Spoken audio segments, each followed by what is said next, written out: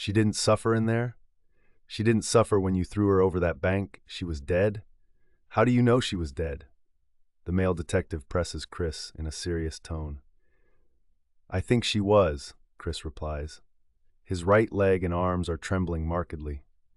Chris should really have legal counsel at this point. He has just admitted that he did not know if the victim was already dead before the attempted disposal over her body. There was a chance she could still have been alive, but instead of taking her to a hospital, he left her underneath a bridge in the middle of the night. Disclosing lack of morality in such a manner will be brought up by the prosecution at a trial. How did you know that? The male detective asks. Are you telling me she was not alive when you stuffed her in there? Chris sniffs. How did you know she was not alive? The detective taps the table for emphasis. She wasn't moving, Chris whines. You're a paramedic, the detective states.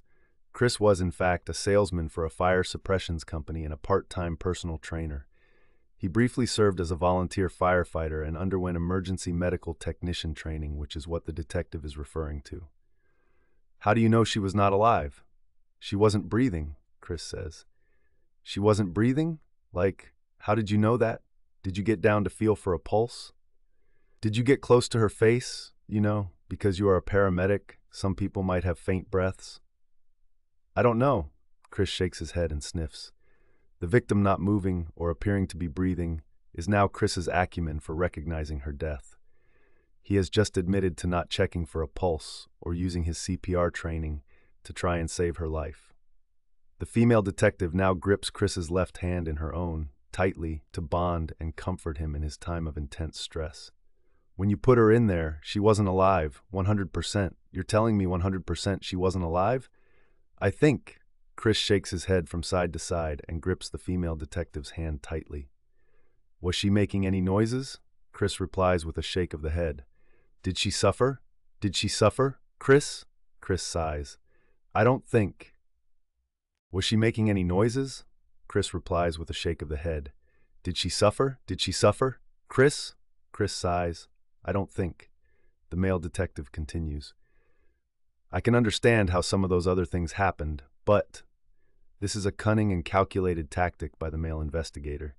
He is now focusing his disapproval on one element. That is, the victim still being alive inside the bin, overly emphasizes the wickedness of this single misdeed while he downplays and partly justifies all the other infractions that haven't been confessed to yet. Please tell me she was not alive, Chris.